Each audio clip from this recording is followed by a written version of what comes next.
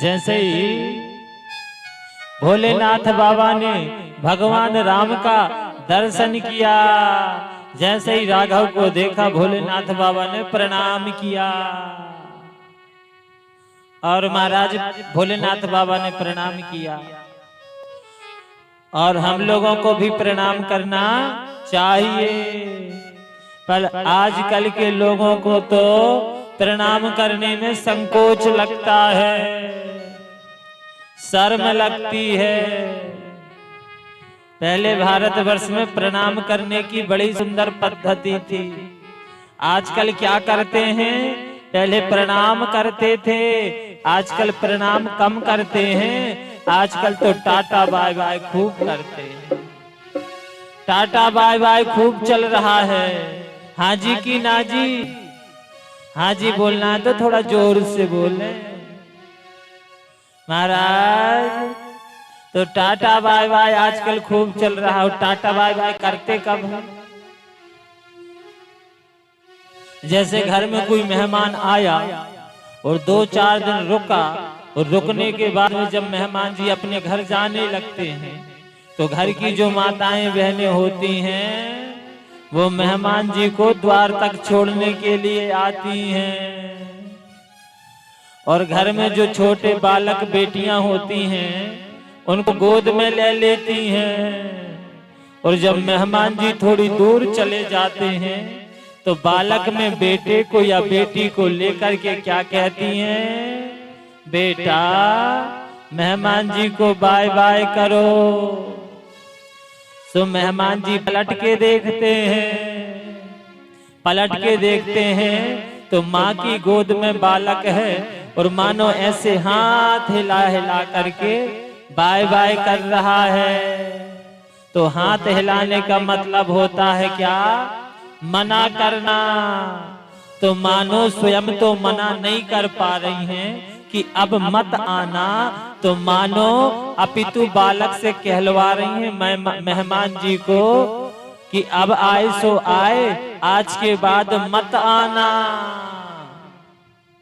हाथ लाने का मतलब मना करना होता है। तो निवेदन करूंगा, एक टाटा बाय बाय करने का एक मतलब है मना करना। तो एक तो आप लोग टाटा बाय बाय करते नहीं होंगे, और अगर करते होंगे तो आज से ना करें, और करना ही है तो क्या करें, हर हर महादेव, ओम नमः शिवाय, राधे राधे, जय श्री कृष्णा, जय श्री राम। अगर करना ही है तो इतने सारे शब्द हैं, इनको करें। प्रेम से कहिए हर हर महादेव। तो मैं तो निवेदन करूंगा क्या, hello hi tata bye bye छोड़ना है। क्या, hello hi tata bye bye छोड़ना है, और जबलपुर में रहना है, और राधे राधे बोलना है। प्रेम से कहिए राधे राधे, राधे राधे। और अगर कोई टाटा बाय बाय कहे तो आप यही सुना दिया करें। इधर महाराज भोलेनाथ बाबा ने प्रणाम किया। ब्राह्मण विधे प्रजानाथ महाप्राज्ञा कृपा करा, श्रावितं शंकर यस्य सती शंकरयो शुभम, सती शंकरयो शुभम। जैसे ही मैया सती ने देखा हमारे भोलेनाथ बाबा, हमारे प्रभु इन वनवासी तपस्वियों के चरणों में प्रणाम कर रहे, हमारे भोलेनाथ देवाधिदेव महादेव होकर के। भोलेनाथ बाबा से पूछा मैया सती ने, ये कौन है? भोलेनाथ बाबा ने कहा, सती आप भी प्रणाम करो।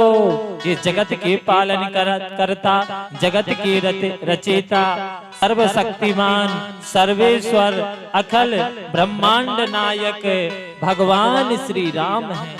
तुम भी इनके चरणों में प्रणाम करो। पर सती मैया नहीं मानी। सती मैया को विश्वास नहीं हुआ कि ये भगवान हो सकते हैं। सती मैया ने मन में सोचा कि सर्वशक्तिमान सर्वेश्वर अगर भगवान होते तो अपनी प्रिया के ब्रह में बन बन व्याकुल क्यों भटकते। मैया से भूल हो गई, वो तो लीला कर रहे थे। और मैया किशोरी श्री सीता जी ने हरण के पहले कह दिया था, राघव से निवेदन कर दिया था, राघव लंका ही जाई निशाचर नासा। किशोरी जी ने कहा था राघव से, प्रभु आप जाओ लंका में जाकर के आप निशाचरों का संहार करो, और जब तक मैं अग्नि में वास करूंगी। तो कहा लंका ही जाए निशाचर नासा, जब तक हम करें अग्नि में वासा। तो महाराज इधर सती मैया से भूल हो गई। सती मैया को विश्वास नहीं हो रहा है भोलेनाथ बाबा की बातों में। तो सती भोलेनाथ बाबा ने कहा, देवी आपको कैसे विश्वास होगा। तो मैया ने कहा, बाबा मैं तो परीक्षा लूंगी।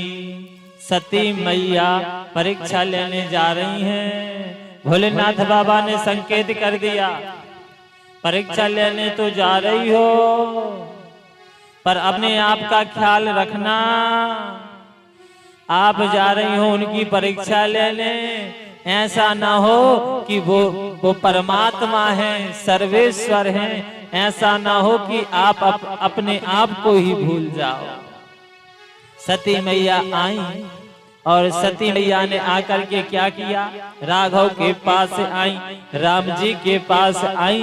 और सती मैया ने क्या किया, कैसे परीक्षा ली, सीता जी का भेष बना लिया। सती मैया सीता जी का भेष बना लिया, सीता मैया बन गई। अब महाराज जैसे ही अब सती मैया ने भेष तो बना लिया, पर महाराज सीता मैया जैसा चरित्र बनाने में भूल हो गई। सीता मैया का जैसा भेष तो बना लिया, पर सीता मैया जैसा चरित्र नहीं बना पाया। भूल हो गई महाराज। सीता मैया का भेष बना करके सती मैया राम जी के आगे आगे चलने लगी। और किशोरी जी का चरित्र था कि किशोरी जी अपने जीवन में राघव के आगे आगे कभी नहीं चली।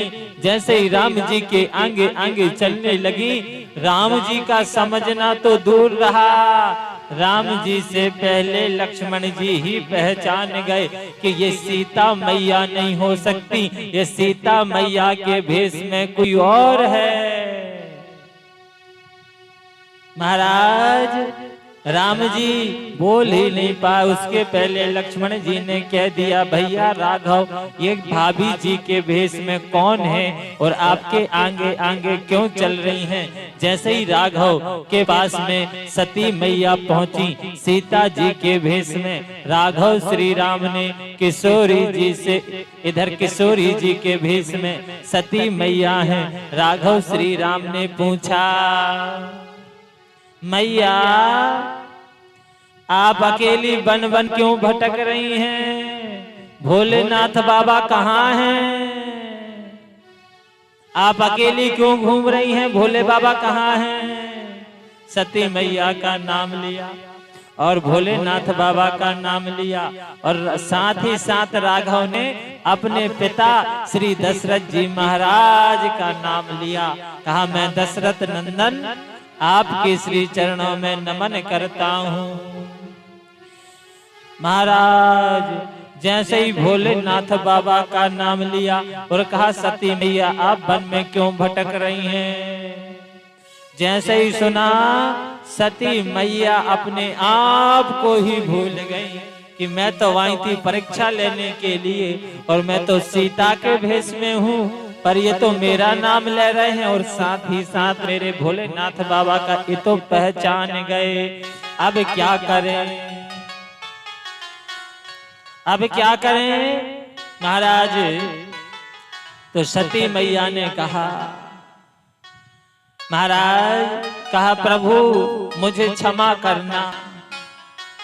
और सती मैया राम जी की परीक्षा लेकर के आई, परीक्षा ली, ठीक था, सीता जी का भेष बनाया, ठीक था, पर यहाँ आकर के सती मैया से भी भूल हो गई। और सती मैया भोलेनाथ बाबा ने पूछा आपने मेरे प्रभु की परीक्षा कैसे ली, तो सती मैया से भूल हो गई। सती मैया ने कह दिया, बोली कछु न परीक्षा लीन गोसाई। कहती है महाराज